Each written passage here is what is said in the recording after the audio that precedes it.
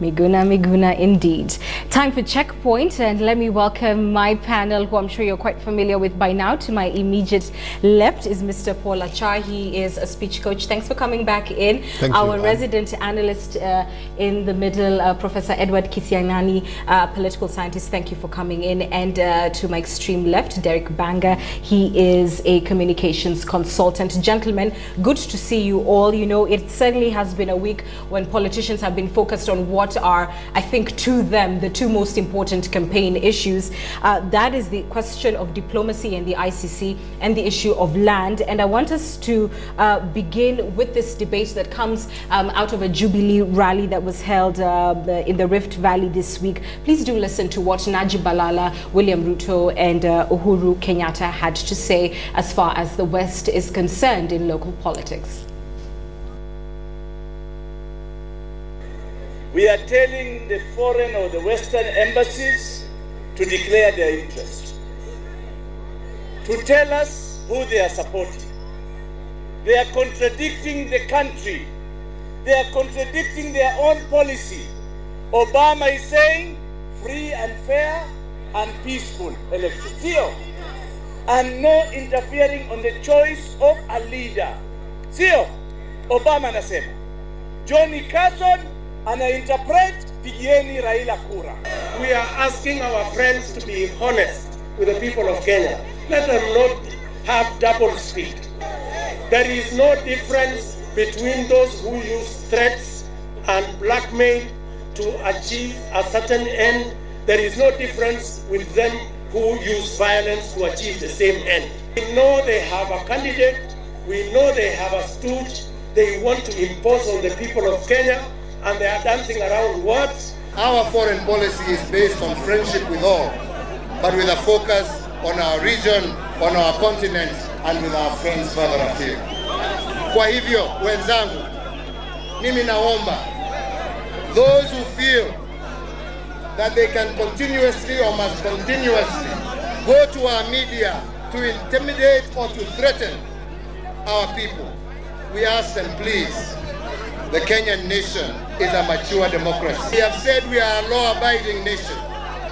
We have said that despite what we may feel about the cases that you have brought against us, because we will follow due process and we respect the law, we will see those cases to their logical conclusion, and we believe we shall be proved innocent because we know we are innocent.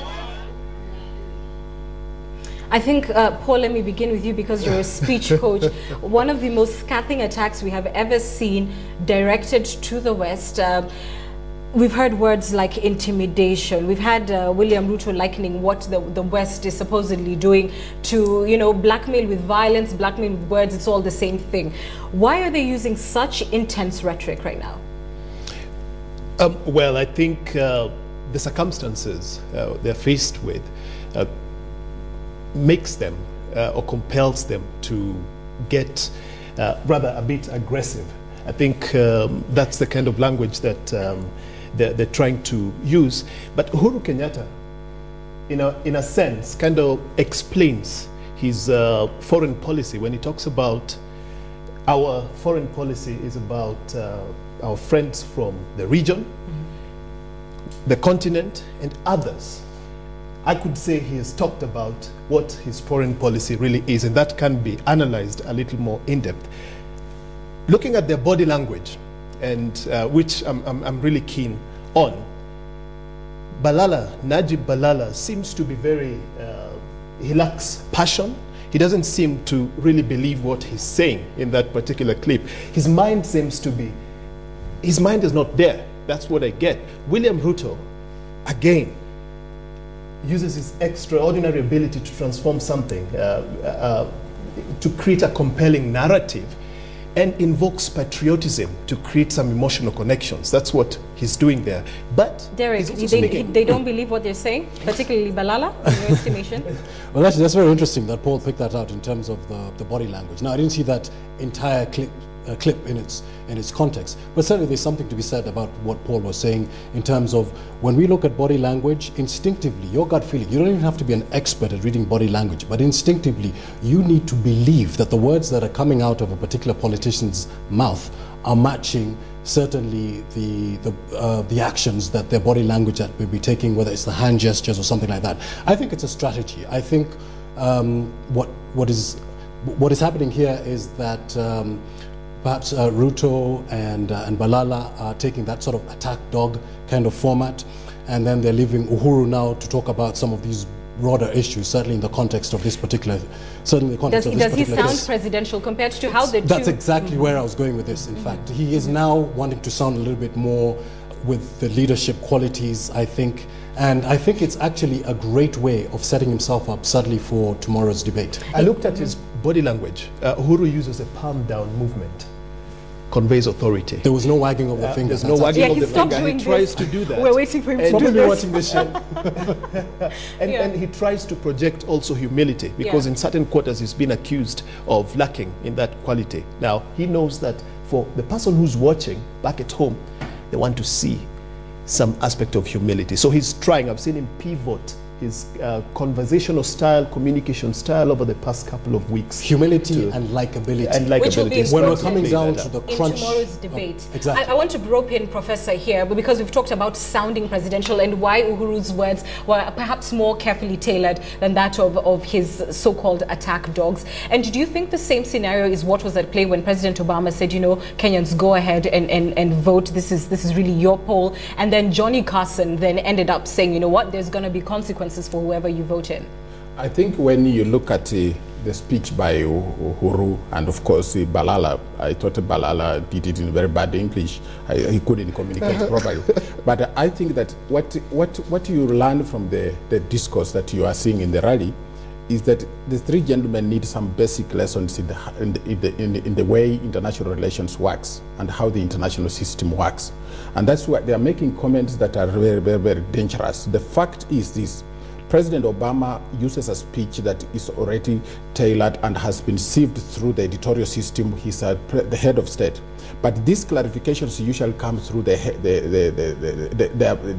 representatives in Asia, in Africa, and the representative is speaking the mind of the American people, is speaking the mind of the European Union, and you could see the chorus. So you're saying Johnny Carson is the real voice of the United States? It's the real voice. And therefore, that's why I'm saying the international system works like this, and Uhuru doesn't seem to appreciate this.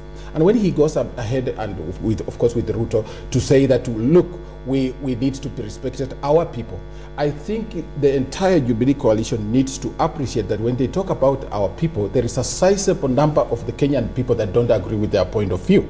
And therefore, if they want to rule Kenya, they must also worry more about those who support them into sycophancy and those who say, look, are you looking at the constitution? Even before you go to Obama, what constitutional arrangements would allow you to become president under the current circumstances? And if you become the president and the following parts of the constitution bar you, are you going to be one of the fellows who will break the law, the local law, even before we go international? So these gentlemen really need more sympathy, because they haven't grasped the workings of the international community. And what they are appealing to is the weaker side, the emotional side of their own voters, forgetting that their majority, there is a vast majority of people within this country who do not necessarily agree with them. That is true, and if they did indeed end up governing, they would govern those who voted for and against them. But let me bring in this aspect, and it was part of the conversation in that long rally, where one of them goes ahead to say, you know what, when it comes to friends, you know, definition of friends, Kenya has oil now. So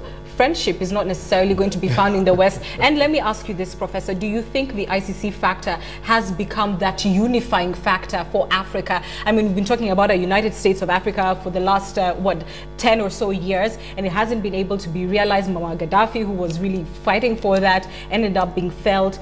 Do you think the ICC is going to cause that resurgence of that one Africa? You see, quickly, even the oil company, before I get to your question, the oil farm that has helped us discover oil in the Turkana is a British-American oil company. Mm-hmm. They can pack up tomorrow and go because they need support from their own governments to do this business. That's where the naivety begins.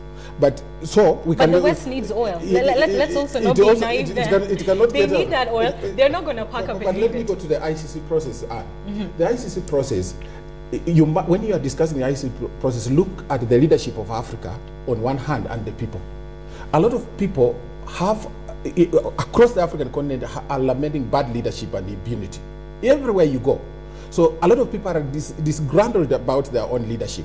But the leaders who have been benefiting from this impunity are accusing the ICC. So you have to do a poll and find out whether the complaint about ICC is the official position of leaders in Africa or it is the official position of the people.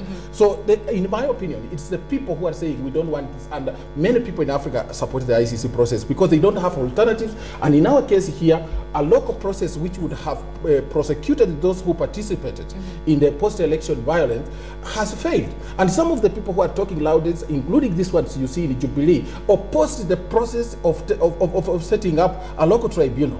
Now, they have said that when Carson says that he is supporting, we must take the consequences for whoever we vote for.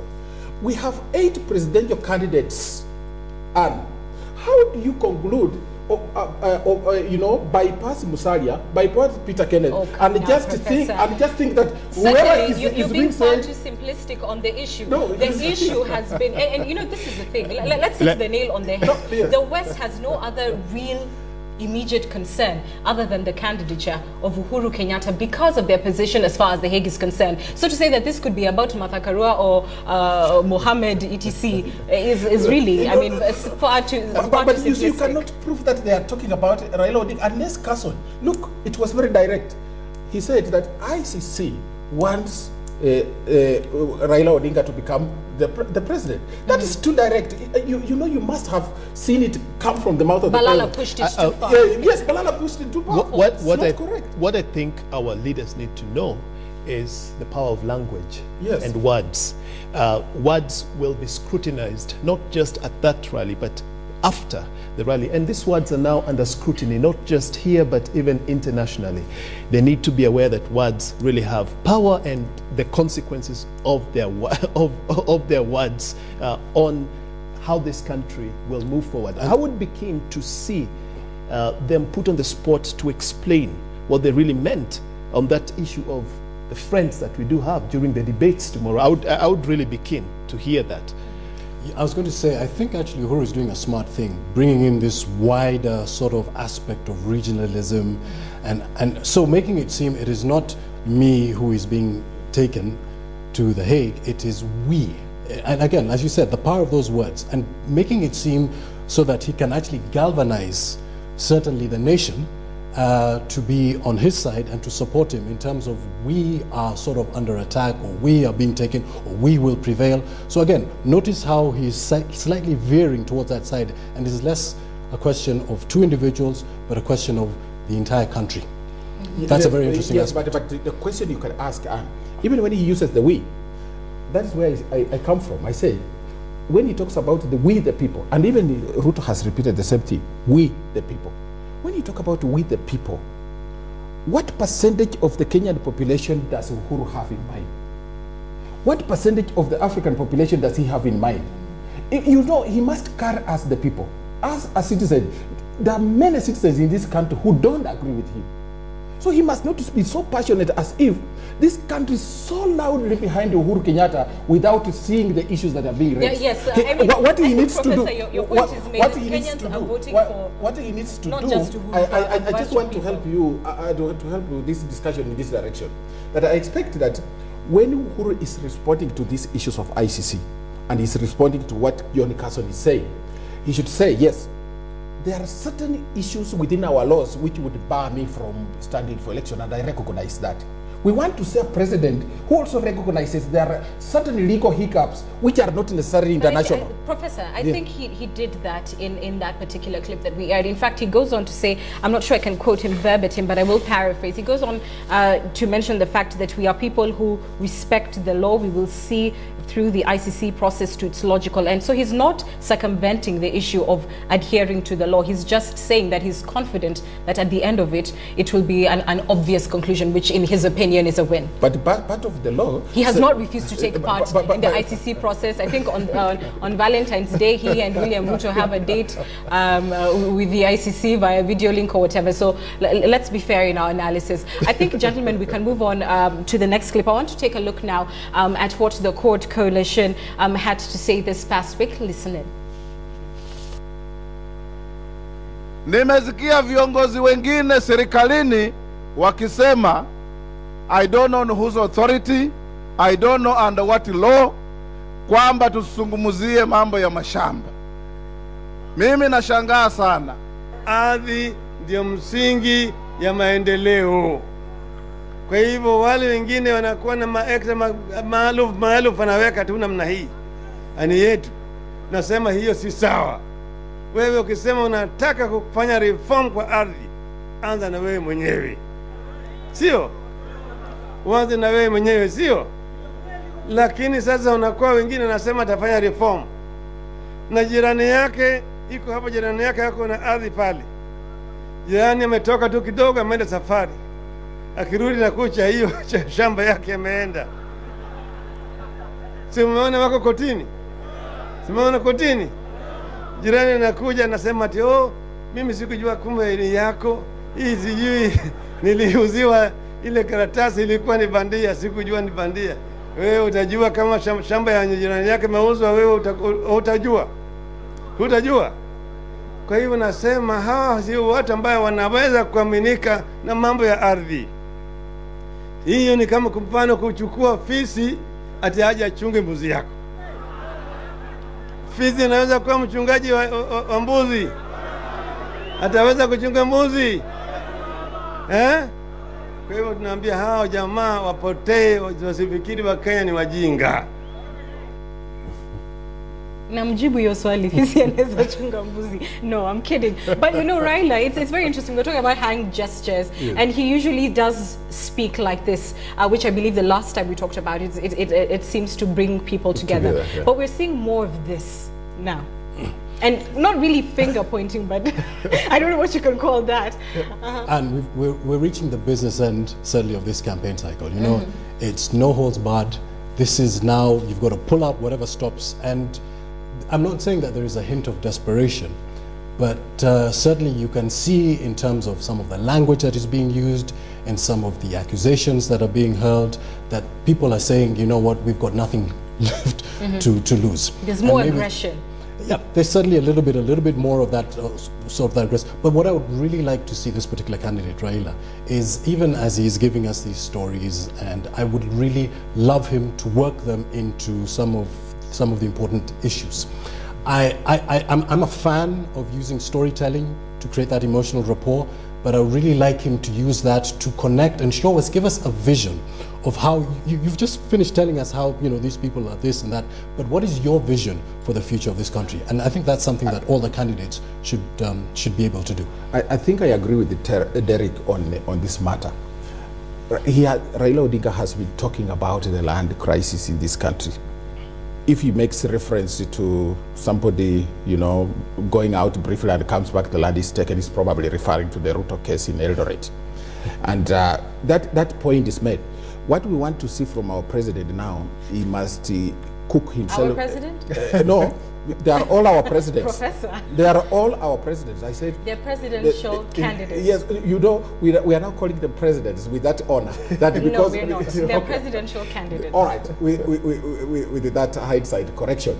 As a presidential candidate, he must tell us, if he becomes the president of Kenya finally, what specific things does he want to do without hurting the public, without hurting public opinion, to resolve the land crisis. It is not enough to say that a lot of people are holding land which is not theirs. He must give us a workable scheme that does not hurt people and does restores confidence. That one he hasn't done. But when you come to the same clip and you move to Wetangula, the issue of land is critical. And I think Moses Wetangula's position is correct, and it's a legal position. I don't think it's even a political position. Chapter 5 of this constitution talks about land. Land is critical, and even historical injustices that are committed are supposed to be addressed through that chapter plus the land commission. A police commissioner anywhere in the world cannot violate the constitution by saying we can't talk about things which are already constitutional. And our police commissioner and anybody in government who tries to stop people from discussing a critical national issue has missed the point. So civil servants should be given a... Let me interject there. Do you think the discourse on what I think we all agree is a very important issue, the question of land, do you think the conversation that politicians have been putting out there so far has, one, been honest, and two, helpful in moving it forward? Because what Raila Odinga has done, and you've alluded to this right now in your commentary, is he says those who have these, large, have amassed this large amounts of land should show leadership on the matter. That it's somebody else's business to show leadership on how to resolve the land issue. Has the conversation been honest? I think the conversation has not really been honest. They've been avoiding talking about the details. They're just skirting around the issue, attacking each other back and forth. But the Kenyan people are demanding a lot more. As a leader, what we do expect is not just tell me what my problem is. I also expect you to offer a solution to my problem. And this country has a lot of problems. Let's face it, we are faced with a lot of serious issues. We cannot afford to have our leaders just going back and forth using their elevated platforms just to attack each other. We must demand that they get into detail. So also on the issue of land, it's not good enough to tell me so and so did this and that. I want to hear them clearly tell me, yes, we agree that we have had an issue. It's 50 years after independence and we're still grappling with certain issues. So the next 50 years, how will we make them count? Paint a picture so compelling that I want to vote for you and walk with you into the next 50. That's what I'm looking at. Tomorrow, Raila Odinga will have to come up with a better narrative. But again, we should tell him to do this because he has been talking about this very much. We want to know, while they were in government, these officers were all in government until some are still in government and then a new government is sworn in. Who blocked land reforms? Because suddenly this matter has come up. They must go ahead and say, these are the obstacles we have been facing in government. So and so is the one who made sure that the land commission was not gazetted or some reforms were not undertaken.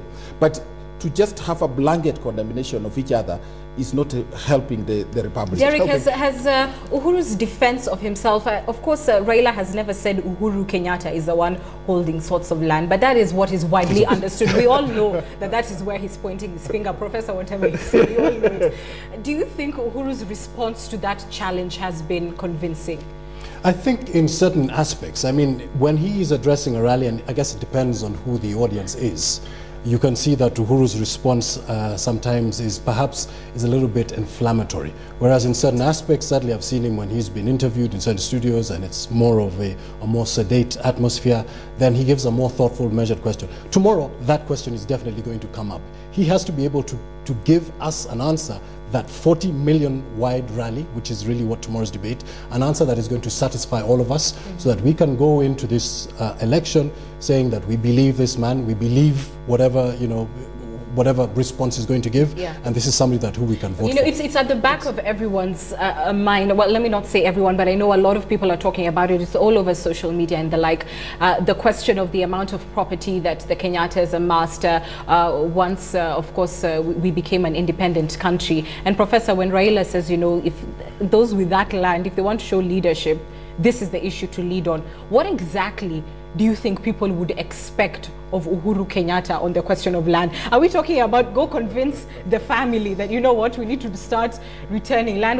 Are we talking about implementing the Ndongo land report? What exactly is showing leadership that is convincing on the land issue? The first thing that Uhuru should do, if I were his political advisor, I would tell him, admit that your family has land.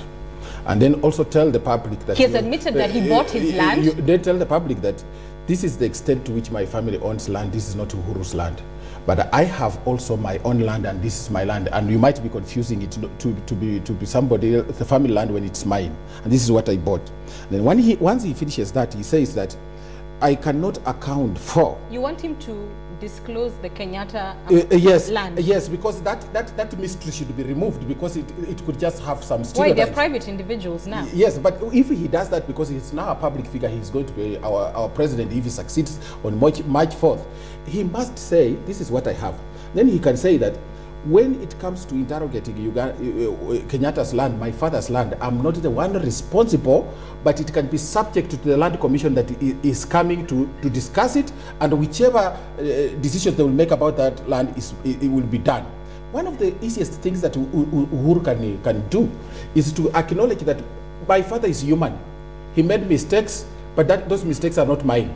There are these and these things which I would never have agreed. If I was Uhuru, at that time Kenyatta was ruling, I would not have done ABCD. I acknowledge that, but he was human. If I become your president, I will also make a few other mistakes, and somebody else, my son, will correct. So I acknowledge that. I don't think anybody wants to hear my son. Wait, you know, we have a dynasty problem yes, in this country. So when he acknowledges, he doesn't condemn his father. You are just saying that my father is human.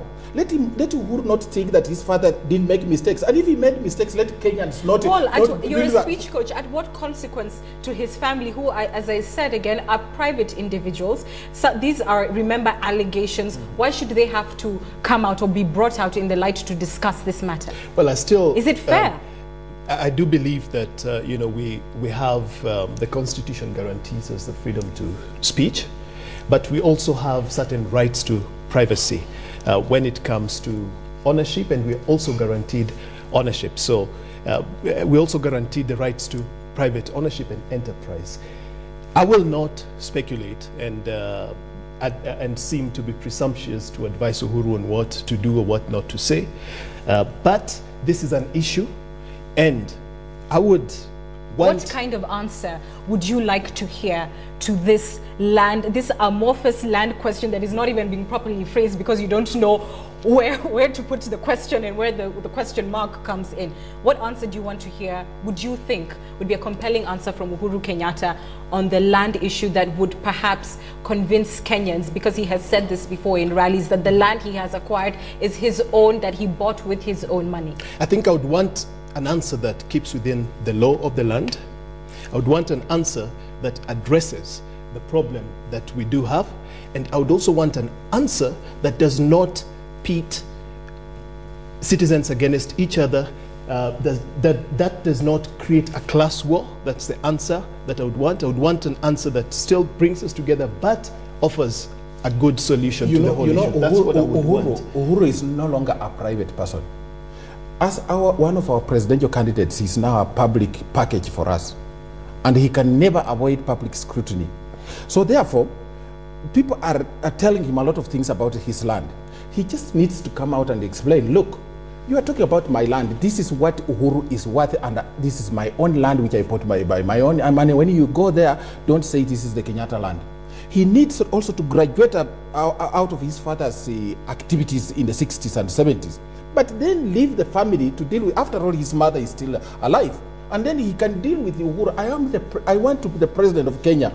If you have any queries about my father, ask my mother because she's still alive. When we go that direction, Uhuru disengages from the purported mysteries about the Kenyatta estate, and he concentrates on campaign. But the more he tries to explain and even justifies that he bought without explaining how much of it was his father's or how much was his, he makes people start speculating more. So he must remove this speculation before March 4th.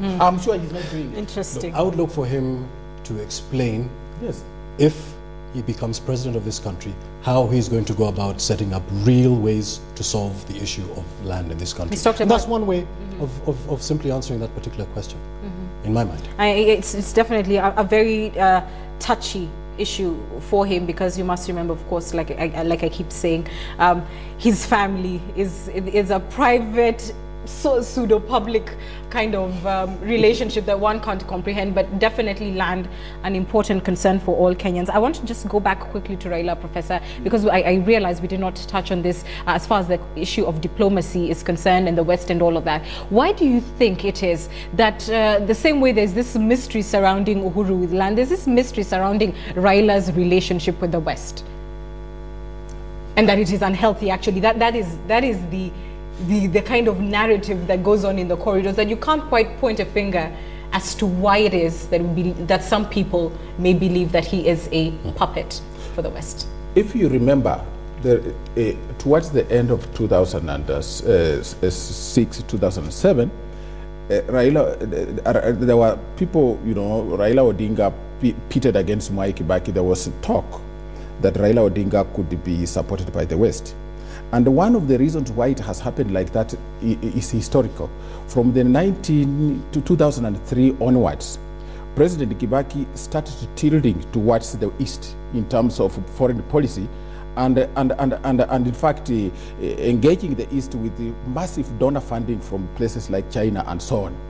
And Raila Odinga did not become directly part of that. And even when he parted, the West didn't feel very comfortable about what Kibaki was doing.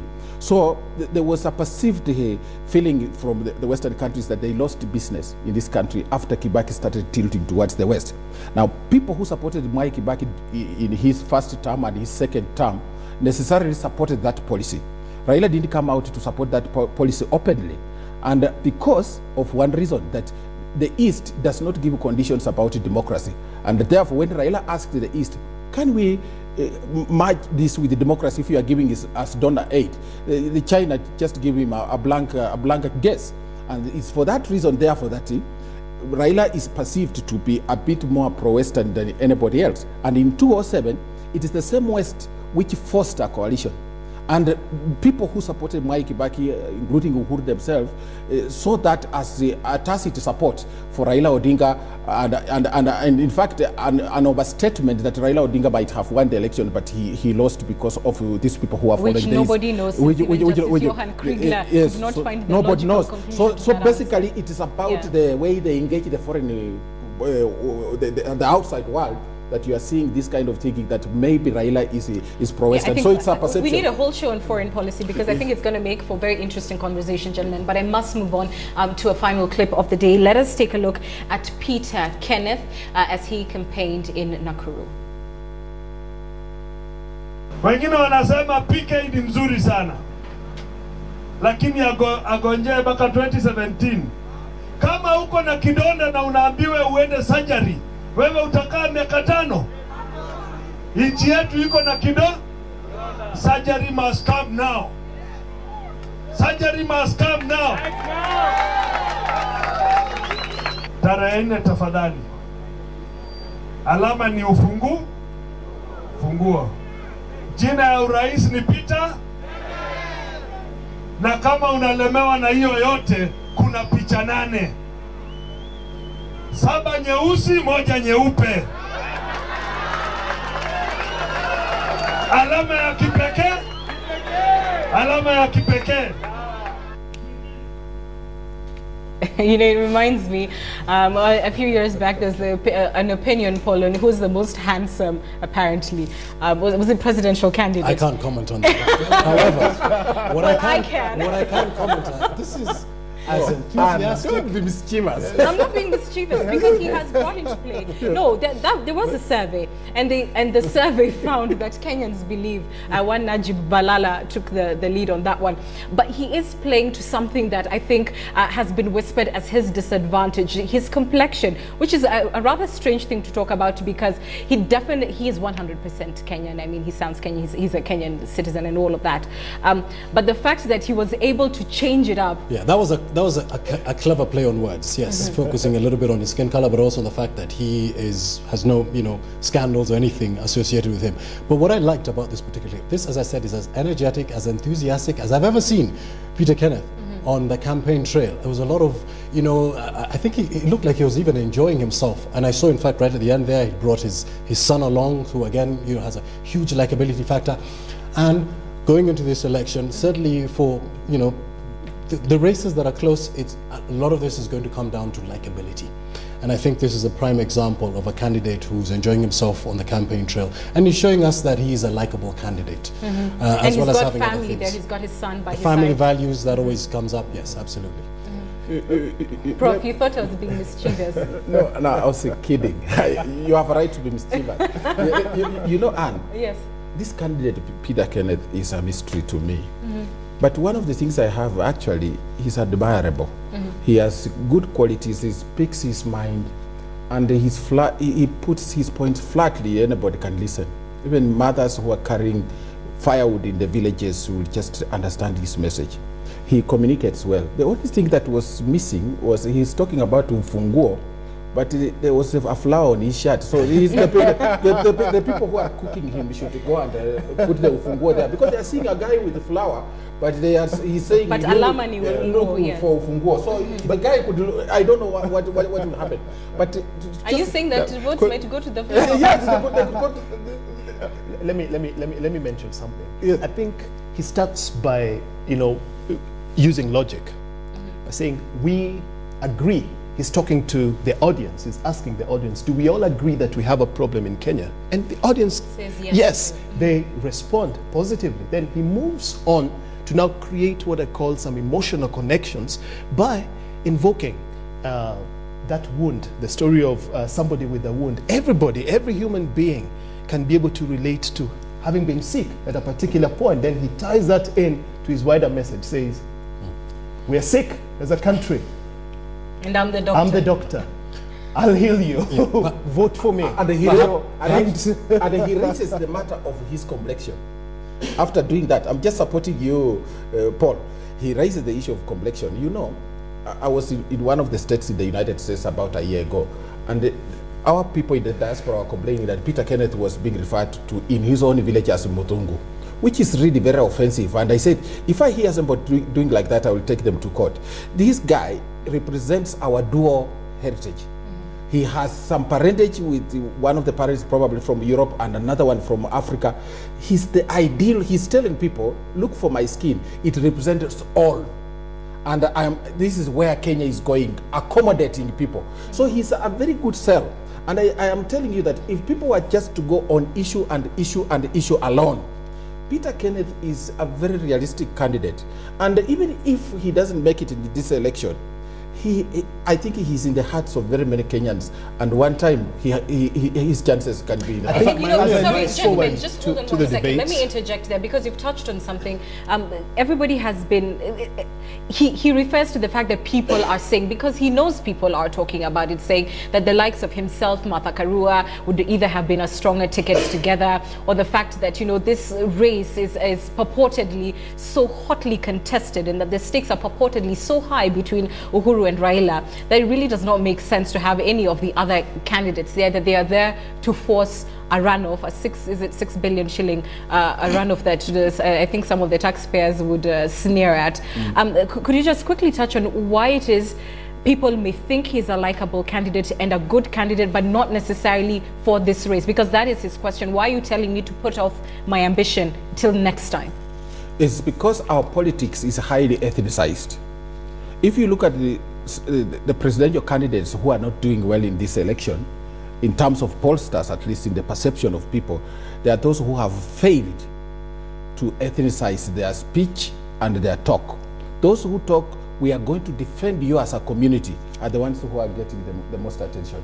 Yet Kenya has a problem. We need electricity, we need infrastructure, issues that we need to Could it also be his political experience? Yes. Some say, you know what, you've only been MP, we wish that you would have run for, had some sort of logical stepping order. If you ask people in Nyanza and Central Kenya, and you ask them, why would you, in Central Kenya, you say, why are you not supporting, why would you not support Peter Kenneth?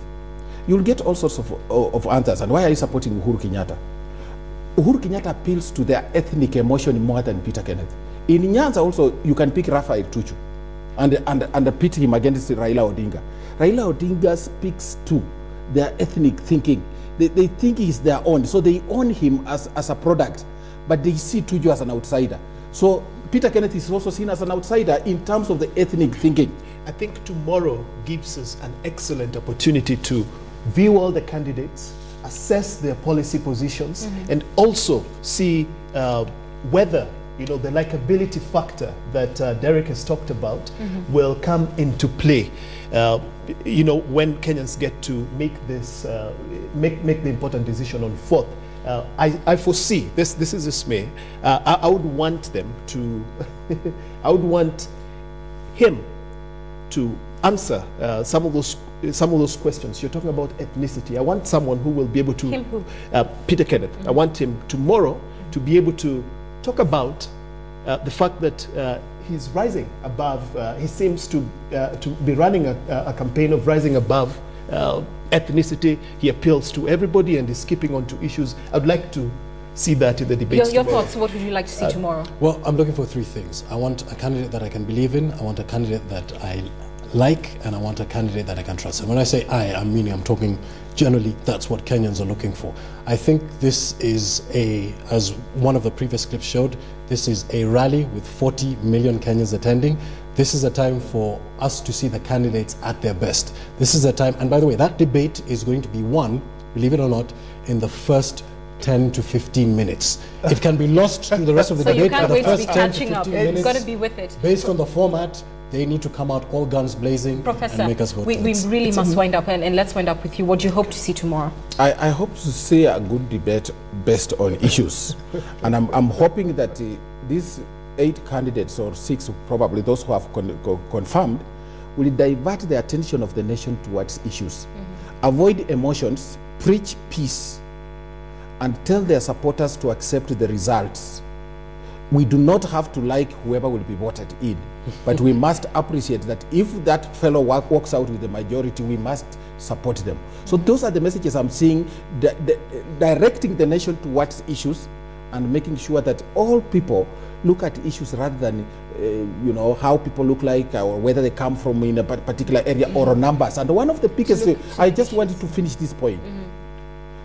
Let us not talk about the tyranny of numbers or the tyranny of counties. People are talking about tyranny of counties, others are talking about tyranny of numbers. We want an election that gives us a president that addresses our concerns, not this idea of we have the numbers and we don't care, or we have the counties and we don't care. We hope this debate will show a lot of maturity that will one day count when our children are thinking about this generation. Well, certainly the debate, the questions, what we want to hear from them, and what members of the media will be putting to them is issue-based. I want to thank you all for coming. It's always just such good fun and informative speaking to you all. Paul Achar, Professor Edward Kisiangani, and to my extreme left, Mr. Derek Banga. Thank you so much. Thank you. We'll take a short break. We'll be back with the sports news after these messages.